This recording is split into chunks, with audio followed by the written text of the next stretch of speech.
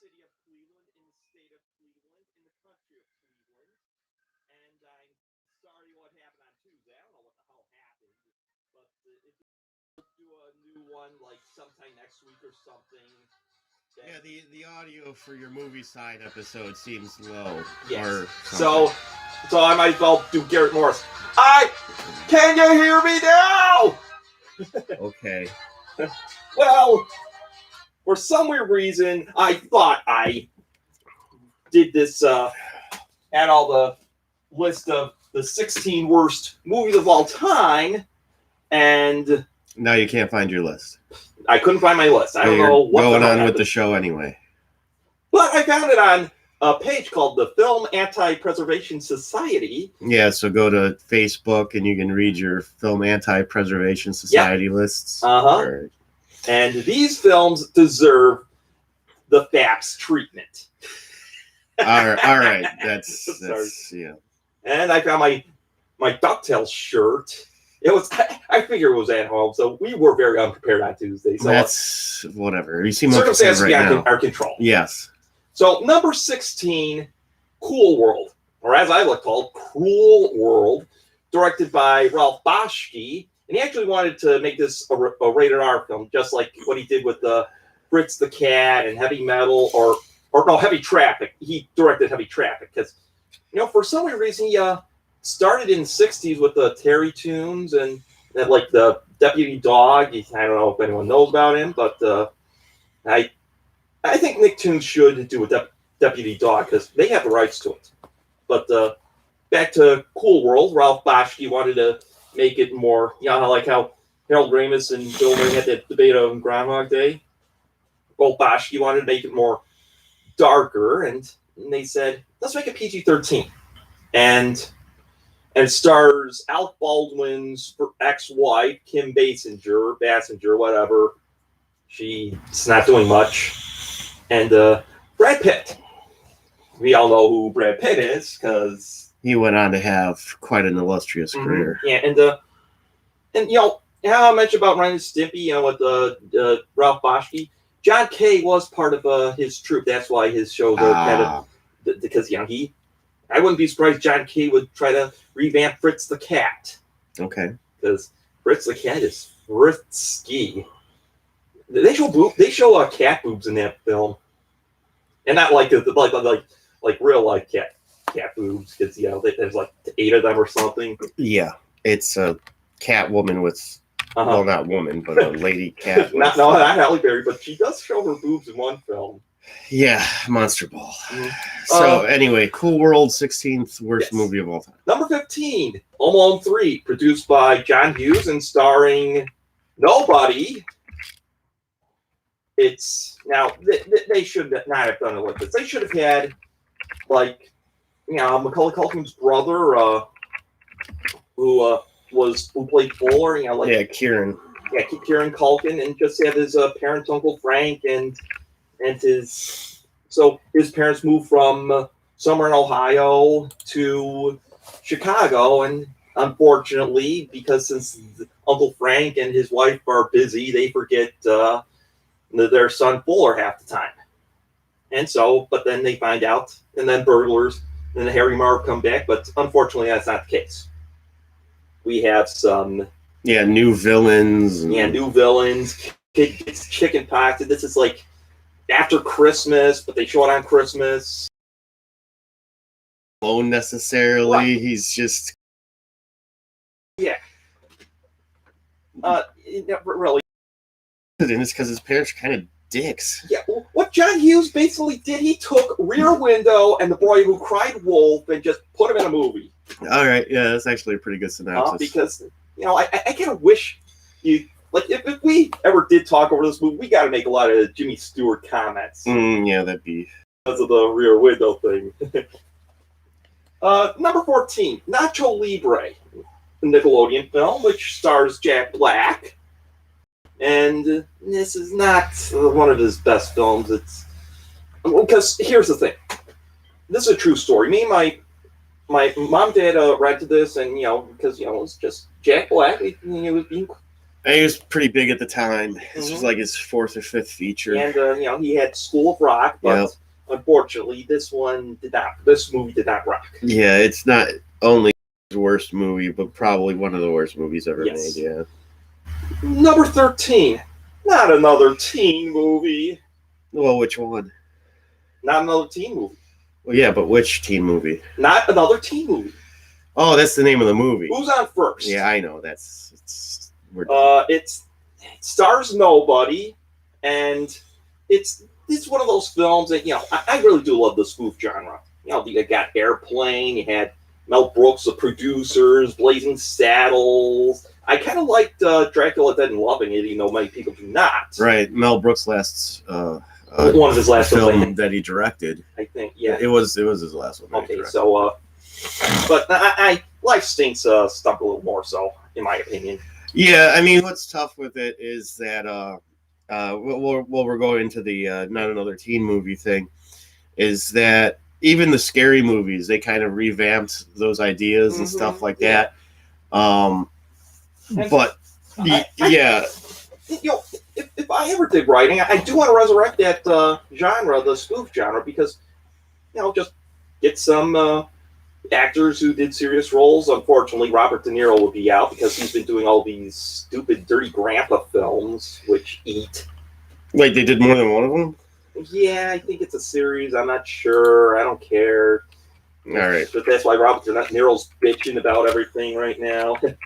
But yeah, and because the Zucker brothers and Jim Abrams, they really did well with that, Yeah. and like I said, I think It seems like all these other ones are rushed.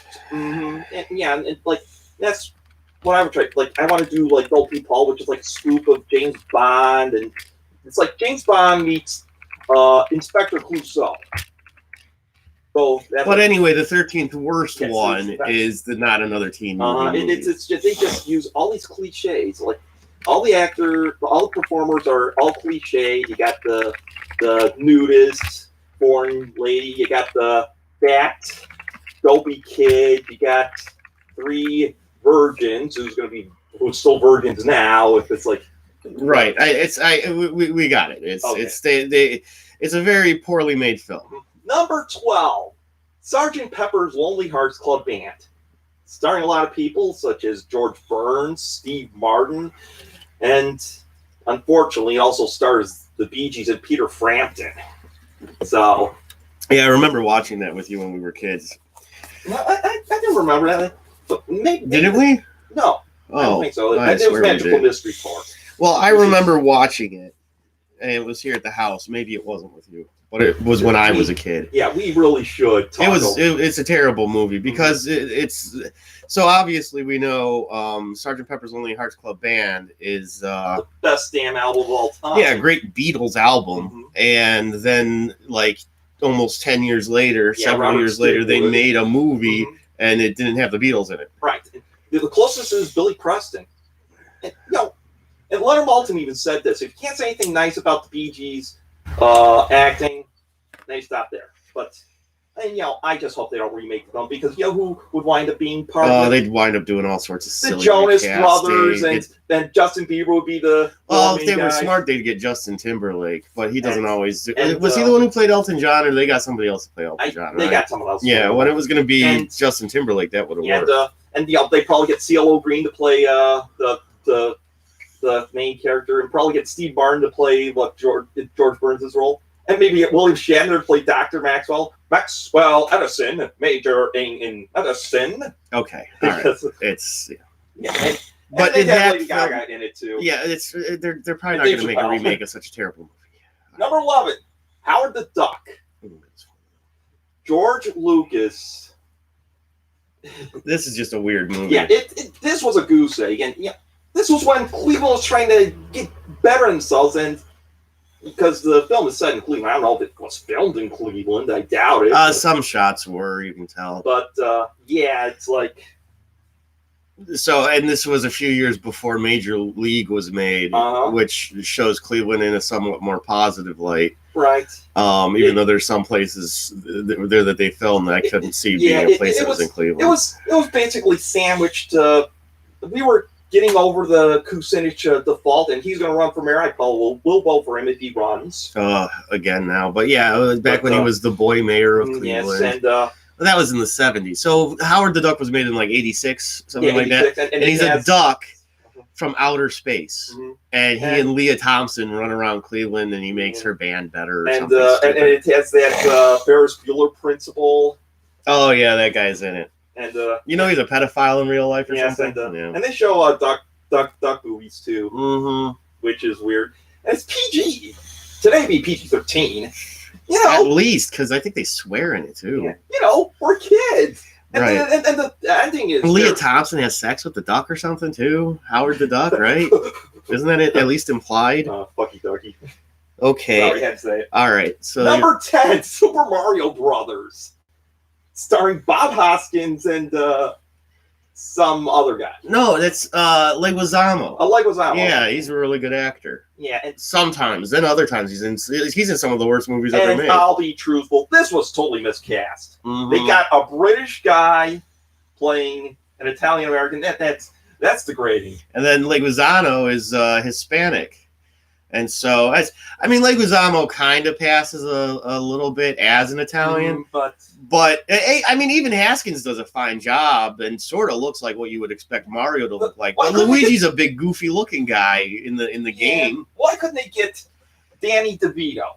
Yeah, actually, he would have been perfect for Mario. And then he could eat a mushroom, or when he gets a one-up, and then Lou Ferrigno could play him. And Ferrigno's Italian, right? And, see, that works. And I'm afraid to say his name, but this guy over here. Ray Liotta. I'm sorry. It's your one per list. We've got to bring up Ray Liotta at some point. Or Robin Williams, or Grandma. No. No, I don't know. But number 9, Blank Check, starring Jose Ferrar's son, who just passed a couple years ago, Miguel Ferrar. Oh, okay, yeah. And his mother's also Rosemary Clooney. I think she's gone too. But and also, I made a joke about that guy who the father looked like Michael Gross from Family Ties. Yeah. There is actually someone from the cast Family Ties. It's the one who played the kid in the last couple seasons. Not the baby, but the Brian something. Oh, they added some kid to that TV show like they do with all sitcoms. Yeah, the cousin Oliver syndrome thing. Right. I've been binge watching Family Ties. Oh, okay. And so anyway, though, Blank Check sucks. And you know what they got? You know what everyone got in that film? A blank check. What do you mean? Oh, because it didn't make any money? Yes. Well, the weird thing about Blank Check is just in its basic plot line of the guy actually writing the kid a check because he ran over his bike, right? And then the parents were like, I don't give a shit, parents. Right. It's like, you know what? You should have kept your bikes. Because you ruined your bike, you're grounded. And the best line was, Damien and Ralph sleep, fuck to face, fuck to face, fuck to face, fuck to face. It's almost like the Rocky Horror lips. Yeah. And Tom Lock's in it too. Wait, who's in what? Tom Lock's in Blank Check. Oh, yeah, I remember him. He's the D-boy's got wow dang. Yeah. And right. I'm going to eat you. That's when he played a crocodile or something else. The lizard. Yeah. I didn't say this is film with Robin Williams in it. Yeah. Again with Robin Williams. That'll be my third. Okay, number 8. Oh, and here's our intermission. Be sure to like our show and subscribe to the Warren Brothers Broadcasting Network. Hit that like and ring that bell. More cowbell. And this show, the Top 16, is a sponsor of the WBBN, Warren Brothers Broadcasting Network. There might be a real life WBBN, I don't know. Oh, there's probably one out there, yeah. Number 8. 8 Crazy Nights. I put this film at number 8 for that reason and that reason only. It's voiced by Adam Sandler. That's the whole Happy Madison people, and it's like basically Adam Sandler's character. I'm gonna have to curse again, but his character's such an asshole. Yeah, that's a good word for it. And basically, I just want to hear him say, "I'm Adam Sandler, bitch." Yeah, but he also plays Whitey and Eleanor as well, and it has the whole troupe of Happy Madison. I actually really like the cartoon, but so far as an Adam Sandler outing, and then the fact that he made better cartoons with the Hotel Transylvania stuff. I mean, for what it was, Eight Crazy Nights it isn't one of his better films, but I personally have always liked it because I think it's cool that there's a Hanukkah cartoon. All you have is all these Christmas cartoons. There's like that one Hanukkah cartoon. Yeah, and actually, even though it's not very much about Hanukkah, it just tries to slap on. And the Happy Madison actor thing is like growing. Like after that, he, there's Shaquille. Shaquille O'Neal's now part of it. Dan Aykroyd's now starting to become part of the whole Happy Madison trope. Yeah. So after being a conehead, he's now in all those Adam Sandler films. After that, but number 7, The Conqueror. This movie is just degrading, not just towards Asian Americans or Asians as well, or John Wayne fans, but for all humanity. Yeah, it's like when they talk about whitewashing and all that stuff, when they get white actors to play other roles, other minority roles. Like the Doctor of Fu Manchu is a famous one, and so is Breakfast at Tiffany's. That one's Mickey Rooney playing Asian, but this is maybe the worst casting of it because John Wayne, you see his face, he's over your shoulder there. Yes. But he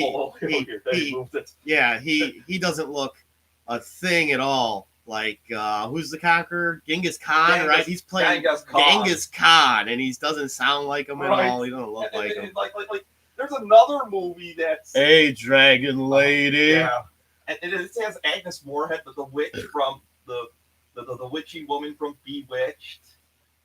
That mother, and somebody who, and the guy who's in all those B movie roles, the guy who had those little dolls.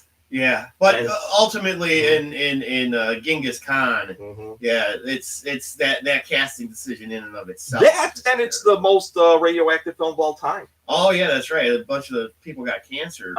They worked on that movie. Yeah, and because it was in Utah, and they did a lot of testing. Yeah, it was filmed in the desert where they were testing nuclear bombs. And it was probably Howard Hughes' biggest flop of all time. It killed RKO, as a matter of fact, I believe. And number 6, Promises, starring Jayne Mansfield.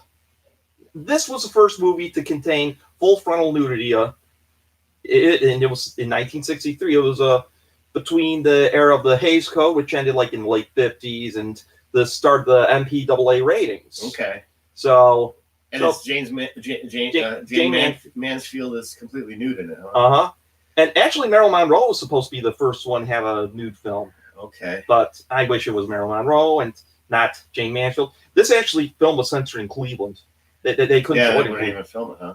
No, they wouldn't show it. No, wouldn't show it. But unfortunately, why would you want to see it anyhow? No, I don't know. I'd want to see Jayne Mansfield naked. She was pretty hot, wasn't she? Yeah, but be more cheaper and more entertaining if you just got a Playboy.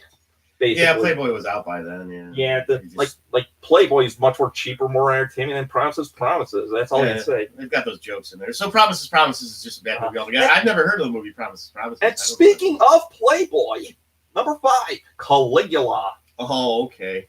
The most naked film of all time. It's true. I've heard it from somebody. A lot of nudity. Well, at least for a Hollywood feature or yes. And it stars Malcolm McDowell, the Clockwork Orange guy. Yeah, he's been in some weird movies. Yes, and that this is one of them. And also, for some weird reason, it's Peter O'Toole. Yeah. And it's an Italian-American film, and it was sponsored by Penthouse. Oh, okay. That's why there's a lot of nudity in it. Made in the late 70s, right? Yeah, 79 and 80. It was a cross, like a cross 70s film. Oh, Basically, okay. 70s, 80s film, kind of thing like that. Yeah. It's but basically, and I think Gore Vidal was involved with it, Okay. and Vidal had like one of the most bizarre books of all time called Myra Breckinridge. Okay. Yeah, he wrote. Yeah, Myra Breckinridge. Myra Breckinridge. Call me Caitlin. But yeah, just watch a porn rather than Caligula because it's probably more entertaining. I don't know. But, Well, yeah. Anyway, that's you sure are talking about pornography a lot. Yeah, well, number 4, Plan 9 from Outer Space. No movie list that's awful can be complete without Plan 9 from Outer Space. Yeah, but see, it's funny with that one is that might be one of those it's so bad it's good movies. Like The Room or The Wiz or Casino Royale, the 1967 one with Peter Sellers Right. and David Niven. Well, see, that's supposed to be a comedy, Casino Royale, right? The 67 one, not the Exactly, not the newer Daniel one Craig. with Daniel. Right. But or Xanadu. That's so bad it's kind of good. Yeah, I just saw an interesting review for Xanadu. That's borderline so bad it's good. And Just like Manos, things like yeah, that. I'll be making a list like that. Head would be on there, starring the Monkees. All right, that's an interesting idea. Or Skidoo with that was Groucho Marx's final film. But let's get back to Plan 9. Right. It's Bela Lugosi's final film, and like half the time they had a shoe-in for. Yeah, stand-in. They stand-in. had to have a stand-in because Bela Lugosi died Yeah, and during filming. Yeah, and also has Tor Johnson in it. Thor want to kiss you. Yeah, Tor Johnson. That you old son of a so. Number 3, The Amazing Transparent Man. It's actually this is the worst MST3K episode. Next to the whole early era of Joel. The first season or the Yeah. pre-first season. Yeah, but only because the jokes were kind of weak in that, and it really was a weak film. Too. But which one was the Amazing Transparent Man? Is that the one where? Oh yeah, the guy's invisible and then he reappears, and he. Isn't that the guy from not the Nutty Professor? Yeah, the Nutty Professor. No, what were those 2 Disney movies? My Shaggy Dog or I'm a Shaggy Dog? My Shaggy Dog, I think, or yeah, that's the same guy, right? I don't know. Okay. No, you're thinking about the absent-minded professor. Yeah. But, yeah. But I don't know. Okay. It's just the film eats the Mystery Science Theater one did, and my second least favorite, third least favorite for that one would be the Screaming Skulls. I'm sorry. Yeah, we're not doing an MST list though. What made the Amazing Transparent Man so bad though? Well, it's just bad. Okay. I don't know. I kind of liked it. So one of my favorite books growing up was The Invisible Man by H.G. Wells. Mm-hmm. Oops, I just bumped the camera. But then in film though, there's been a bunch of terrible Invisible Man movies. Chevy Chase was in some crappy one. The one that you're referencing isn't very good. I think Mom gave us a favor for making us not watch that one because the film just eats, just like how Cops and Robertsons eat. But that's another topic altogether. Yeah. Because Chevy Chase, you're on my list. Okay. But that'd be in your future. But let's go with the best MST3K episode ever. The Beast of Gaga Flats. But it is of your opinion that it's the second worst movie ever made. It is a terrible movie. Right. And Coleman Francis directs it and also stars Saul Johnson. I wanna make it with you. Because, why would you have a film set in Yucca Flats? I don't even know what state that's in. California. Wait, Yucca Flats is a city in California? It's borderline in California, Arizona area, the eastern California. I thought it was in Montana or something. Or no, it was in Cuba. Yeah, there you go. Or Milwaukee, or Wisconsin, or Minnesota, or Nevada. Yeah, it just. That's why the Film Anti-Preservation Society was made, because of those films. So yes, and what else makes the Beast of the Yucca Flats so terrible? Like not it's pacing and then terrible Right. acting and just terrible direction Yeah, and and filming. Like the close-ups of the guy in the plane and he's shooting at some other guy running through the desert. the Bud Mountain. Right. Oh, the landscapes are terrible. Like on the moon. How did it get? Oh yeah, that's right. The narration. Yeah, and they did not, and they filmed it first, and then did the voice, and then did the audio later. Yeah, whoever that narrator is sounded like he just said random things. Now. Boys, we're going to the Earwax Museum. But that was the best damn MST3K episode ever. But before I go to number one, I'm going to mention some dishonorable mentions, and I could put in Red Zone Cuba. I could say that Parachute film, also by Francis. Basically, Can't Stop the Music with the Village People and Bruce / Caitlyn Jenner. Cannibal Holocaust, which actually the director actually went to jail and had to tell all the extras to come back outside or something.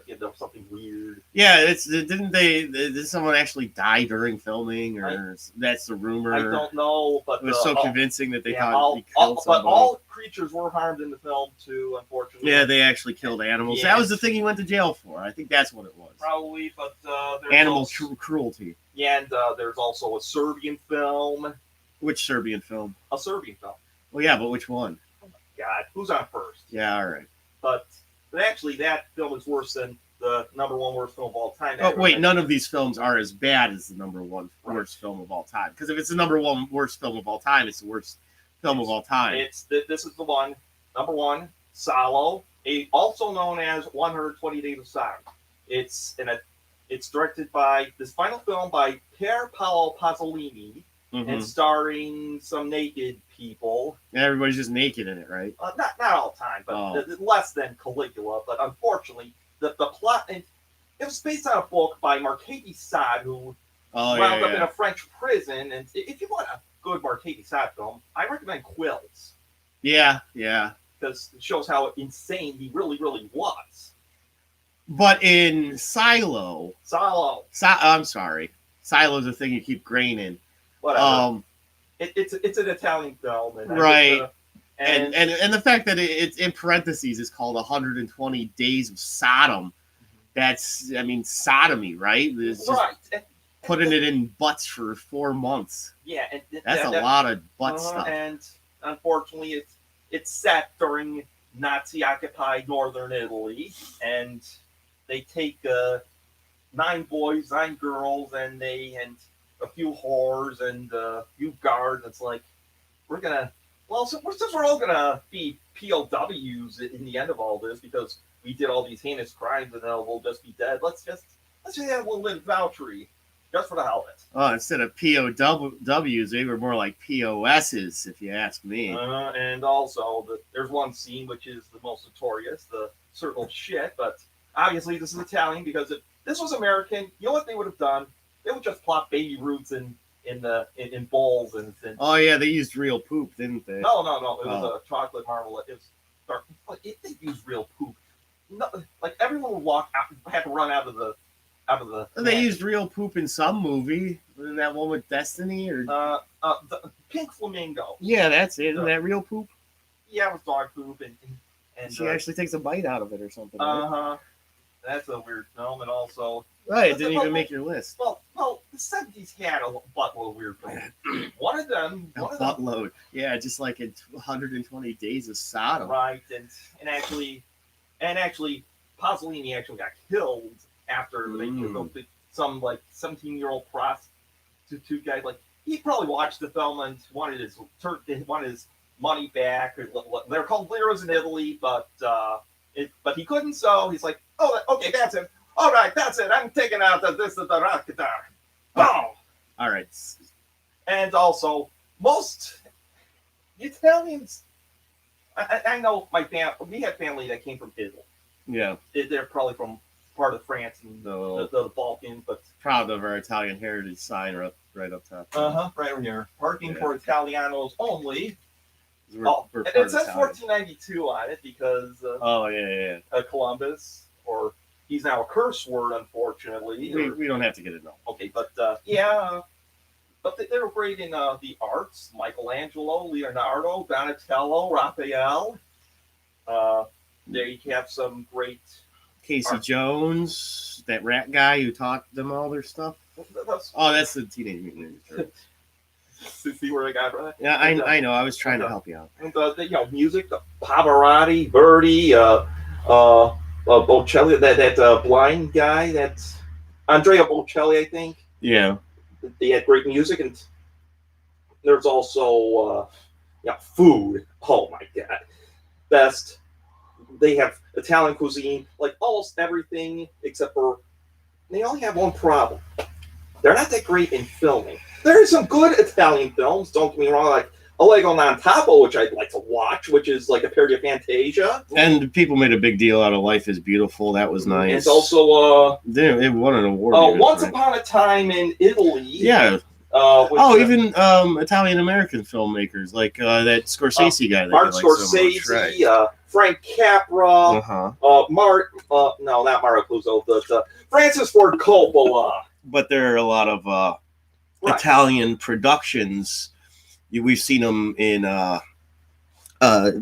Mystery Science Theater 3000, from Diabolic to that one with the fish, Murder Fish, whatever that stupid one was. I think Death Ray was one of them.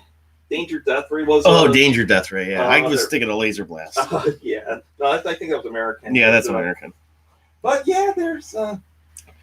Yeah, sadly, a lot of very poorly made Italian movies. Even that Italian director who made Troll 2, he's a terrible filmmaker. Yeah, that's a so bad that it's good movie. Yeah, I give that one the Alejandro Jodorowsky Award. But so it's I don't get an award. Right. The worst movie of all time though is just Solo. Well, just say 120 Days of Sodom. That's Sodom. Just call Solo? it that. Solo. Yeah. Yeah.